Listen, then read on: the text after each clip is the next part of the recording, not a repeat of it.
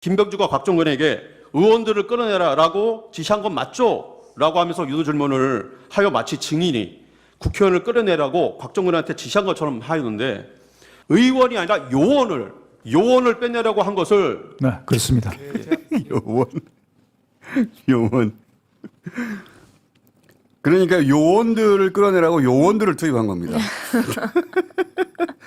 이런 멍청이 논리를 누가 믿는다고 하루 종일 그 이야기를 하고. 앞으로 민주당 의원들 출연하면 네. 요원들이라고 네, 국회 요원들이라고 불러주십시오. 부를 생각입니다.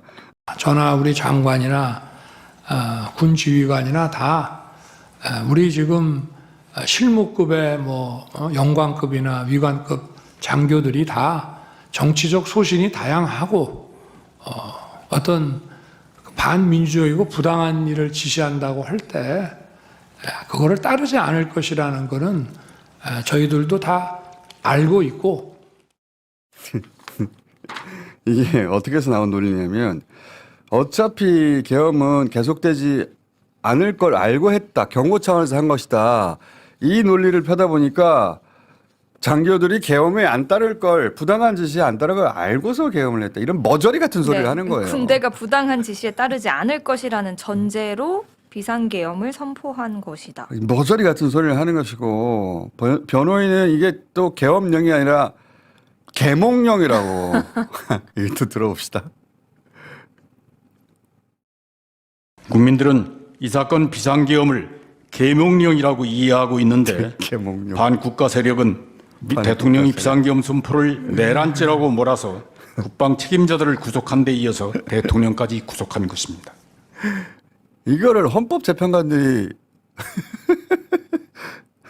저는 그렇게 어떻게 받아들이라고. 저는 그렇게 생각하고 있지 않은데요. 특히 계몽령은 비상계엄이 국민들을 깨우기 위한 수단이었다라는 의미로 극우들이 사용해서 논란이 된 용어입니다. 이 몽자가 들어가는데 저 상황에서 어울리는 단어는 하나밖에 없어요. 도라에몽. 코미디를 해요. 이 과정에서 이제 윤석열과 김용현 짜고 치는 모습이 아주 역력했어요. 변호인단이 질문하는 건 즉각 답합니다. 하지만 국회 측에서 질문하는 건 버버버버 해요. 네. 그 질문을 미리 알았다고 저는 보는데, 자 이제 하나하나 봅시다. 포고령 관련해서 포고령은 윤석열 못 봤다. 예, 포고령 1호부터 위헌이니까 네. 못 봤다라고 지금 가고 있는 거잖아요. 간과했다. 예, 부주의했다. 못 봤다 그거. 자 이거 이야기하는 대목을 봅시다. 증인이 작성한 포고령을 대통령에게 건네주니 대통령이 이번 계엄은 반국가 세력에게 경고를 하기 위한 것이어서 국민들에게 피해가 가서는 안 되니 통행금지 부분은 제외하라고 하셨죠. 그래서 삭제를. 어차피 계엄은 하루를 넘길 수 없을 것이니 포고령 실행을 위한 기구도 설치가 어렵고 또 합수당 구성도 어려울 것이므로 포고령을 형식적인 것이라고 말한 바 있죠. 보통 보고서를 드리면 꼼꼼하게 이렇게 다 보시는데 예. 그렇게 꼼꼼하게 안 보시고 쭉 이렇게 훑어보시고 하신 예. 걸 보면 그렇게 그 의미가 전달되는 것 같습니다. 보통은 꼼꼼하게 보는데 그렇게 꼼꼼하게 안 보셨기 때문에 변호인단이 말하는 건 뭐냐면 포고령은 형식적인 것이라고 말한 바 있죠. 윤석열이 이렇게 네. 물었는데 꼼꼼하게 안 보시는 걸 보니까 그렇게 그 의미가 전달되는 것 같습니다. 텔레파시야. 근데 이걸 국회 쪽 반대신문에서 그냥 둘 리가 없잖아요. 그렇죠. 그러면서 또 말하니까 기억난다고 했거든요. 자, 반대신문 봅시다. 우리 헌법하고 계엄법은 비상계엄 상황에서도 국회의 권한은 제한할 수 없는 것으로 규정하고 있습니다. 증인 포고문 초안 작성할 때 이런 사실은 알고 있었습니까? 예. 그런데 이런 일항을 넣으셨다는 거죠. 그래서 알겠습니다. 국회에 피청구인도 이 일항 내용 보고 아무런 문제 제기를 안 했습니까? 대통령도. 네. 자기들끼리만 꽁짝을 맞추면 뭐합니까? 반대신문 할 때 판판이 깨지고 아주 바보들의 대행진을 하고 있어요. 봤는데 아무 말도 안 했다잖아요. 그러니까 대통령이 제가 한 거 아닙니까? 저 말을 그대로 이해하면. 이렇게 바보니까 자기들끼리 주고받고 하다가 합이 안 맞아서 바보 상황이 계속 나와요.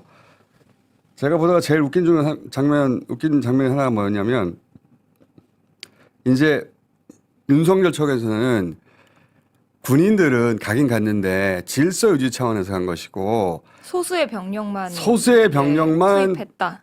본청 안으로 들어갔다. 그걸 20명이라고 주장하고 뭐 그렇게 말하는 상황에서 그거를 이제 답을 끌어내야 되는 겁니다. 소수만 들어갔다고. 그 끌어내야 하는데 그런데 이제 보세요. 뭐라고 답하는지. 예, 실제 특전사가 국회 본 의사당에 얼마나 들어가셨는지 아십니까? 280명. 본관에 다 들어갔습니까? 너무 많은 숫자를 말한 거야. 질서 유지를 위해서 활동을 했습니다. 다 들어간 걸 확인하셨습니까? 아니 확인한 것보다 제가 보고 당황했죠. 받았습니다. 이렇게. 그러니까 당황했어요. 그게 지금 이제 오해를 좀 다른 변호인이 280명은 받아가지고 280명은 국회 경내에 들어간 인원을 말하는 거고요. 맞습니다. 이 맞죠? 눈치챘어요. 예. 본청에 뒤늦게. 본 회의장 안에 건물 안에 들어간 사람은 12명밖에 안 돼요. 707부대에 묵 깨고 창문 깨고 그걸 오해를 하시고 예. 답답하니까 이제 건물 안에 있었던 그죠? 게 280명이랍니다. 예, 예. 건물 안에. 건물 안에 실제 수방사는 212명이 현장에 갔는데 실제 48명인가밖에 네, 못 맞습니다. 들어가고 50명 밖에 그렇습니다. 경내 이제 맞춰주려고 해요. 나머지 뒤늦게 눈치를 병력은 채고. 현장 밖에 맞습니다. 대기하고 있었습니다. 예. 답답하니까 윤석열이 나섭니다. 특전사 요원들이 그러니까 우리 장관님 보시기에 그 본관 건물 밖에 마당에 주로 있었습니까? 아니면은 본관 건물 안으로 그 많은 인원이 다 들어가 있었습니까? 280명은 본관 안쪽에 하여튼 복도든 어디 그 이쪽 곳곳에 가 있었습니다. 끝까지 안 맞아요.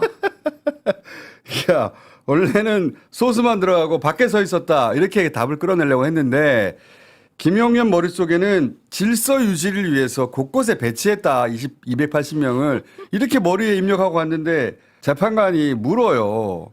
그건 왜 국회를 막았냐고 근데 출입을. 자, 이 영상 잠깐 봅시다. 국회의장께서도 출입구로 못 들어가서 담을 넘어서 들어갔고 일부 국회의원들께서는 그 차단한 병력들이 진출로를 열어주지 않아서 국회에 못 들어간 그런 경우도 있었거든요. 그래서 증인께서 말씀하시는 거하고 달리 실제로는 국회 봉쇄가 목표가 아니었나 하는 그러한 정황들이 많이 보이는데 그 점은 어떻게 생각하십니까? 네, 재판관님 말씀 존중합니다. 그런데 뭘 저는 존중해? 생각이 좀 다른 게 말씀하신 대로 제가 만약에 봉쇄를 했다 그러면 국회의장님이 담을 넘어가서는 안 됩니다. 담을 넘어갈 수 없어야 맞는 겁니다. 봉쇄라는 개념 자체는요, 손에 손잡고 정말 울타리를 다 에워싸서 한 사람도 들여보내지 않는 것이 봉쇄입니다.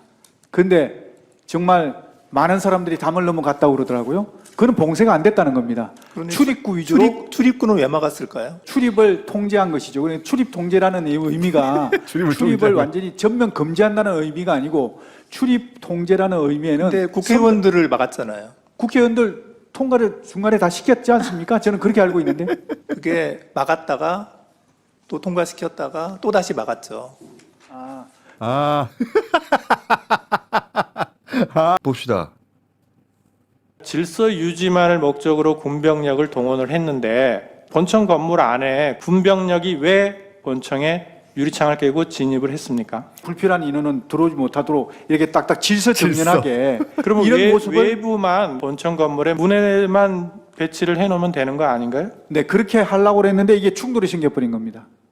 들어갔으니까 충돌이 생긴 게 아니에요? 포고령을 위반하면 체포해야 된다 이렇게까지 말씀을 하신 건 아닌가요 혹시? 동정을 이제 확인하다 보면 네. 어떤 위반 우려가 있고 하면 사전에 예방 차원에서 차단을 해야 될 것이고 필요하면 체포가 이루어질 수밖에 없는 상황 아니겠습니까? 뭔 말이에요? 뭔 말이야. 말도 안 되는 소리를 계속합니다. 그러니까 이제 국회 반대신문에서 그럼 체포 명령을 받은 사령관들은 뭐냐. 네. 그 질문을 하지 않을 수가 없죠. 예. 봅시다. 증인 비상계엄 해제 요구안 가결이 그날 1시 뭐 조금 넘어서 됐잖아요. 그 전에 한 30분 전에 여인영에게 앞에 알려줬던 그 명단 중에 다른 사람 젖혀두고 이재명, 우원식, 한동훈 3명을 우선 체포해라 이렇게 지시하신 게 있습니까? 없습니다. 이런 지시를 안 받았는데 여인영이 그 앞에 받았던 14명 중에 이 3명을 특정해서 우선 체포하라고 지시할 이유가 뭘까요? 그 상황 자체가 그때 아까도 말씀드렸지만 혐의도 없고 체포할 수 있는 기구도 구성이 안 됐습니다. 알겠습니다. 수방사령관 이진우도 피청구인 대통령이 직접 그날 자정경에 전화를 해서 국회 상황 어떤지 물어보고 빨리 본회의장으로 가서 4명이 한 명씩 들쳐입고 나오라고 해라. 국회의원이 190명 들었다는데 실제로 들어왔다는지 확인이 안 되는 거고 뭐 해제됐다 하더라도 2번, 3번 계엄령 선포하면 되니까 계속 진행해라. 이렇게 진술을 했어요. 이진우가. 증인은 이 진술이 사실이 아닐 거라고 생각하시는 거죠? 예, 저는 이해할 수 없습니다. 그런데 왜냐하면 피청구인이 이런 지시를 안 했는데 증인의 부하들이 군통수권자인 대통령의 지시를 두고 거짓말을 할 이유가 뭘까요? 글쎄, 그거는 저도 이해가지 않습니다. 저도 이해가 가지 않습니다. 저는 김용현, 윤석열 이해가지 않습니다. 이해가 안 간대. 이해가 안 가. 아니 그리고 체포 같은 경우에는 체포를 위한 준비가 안 되어 있었다고 했는데 그 출동조에 카톡이 나왔잖아요. 그러니까요. 저 카톡은 이미 문건으로 존재한단 네. 말이죠. 그리고 이제 그것도 묻습니다. 명단을 누가 작성했느냐. 예, 그러면 자, 이것도 들어봅시다. 이 명단은 누가 정해준 겁니까? 14명. 14명 제가 아까 말씀드린 대로 14명을 특정한 게 아니고 제가 이렇게 쭉 이 주요 포고령 위반 우리가 있는 그런 어떤 정치인들 주요 인물들을 이렇게 쭉 얘기해주고 그리고 또 그 관심 있는 인원들 이런 어떤 몇 명이 얘기해주고 이렇게 했지 몇 명을 딱 특정해서 얘기한 게 아닙니다. 아니 특정을 했으니까 14명이 된 거고요. 그리고 아까는 포고령이 형식적인 거라면서요. 근데 왜 이거 포고령을 위반할까 봐 우려가 돼서 그 사람들을 이야기한 겁니까? 몇 명 이제 특정 안 했다고 하면서 결국은 이름은 자기가 불러준 거다. 그렇죠. 예. 그걸 모았더니 14명이 된 거예요. 관심 있는. 관심 있는 인물들을 쭉 얘기해주고 바보 대인지리니까 좀 보고 있으면은 체포 이 명단이 사람은- 아니라 관심 명단. 참나. 이 사람은 자기가 바보 같은 소리를 하고 있다는 걸 모르는 것 같아요. 계속 저런 바보들의 대행진이 이어지는데 자, 최상목 쪽지도 당연히 등장을 합니다. 자, 이것도 봅시다. 증인이 국무회의 당일 경제부총리 최상복에게 꼭 쪽지를 건넨 사실이 있습니까? 예, 있습니다. 누가 작성한 것입니까? 쪽지를? 제가 작성했습니다. 예.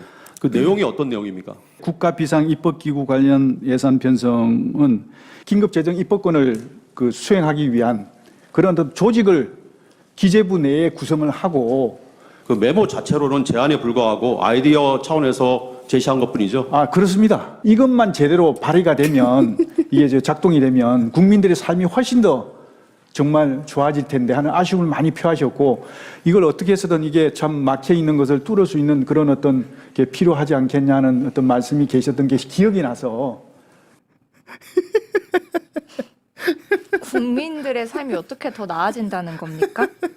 대통령이 평소 걱정하는 걸 보고 국방장관이 혼자서 기재부 내에 조직을 만들어야 되겠구나 해서 혼자 결정하고 자기가 최상목에게 전달했다.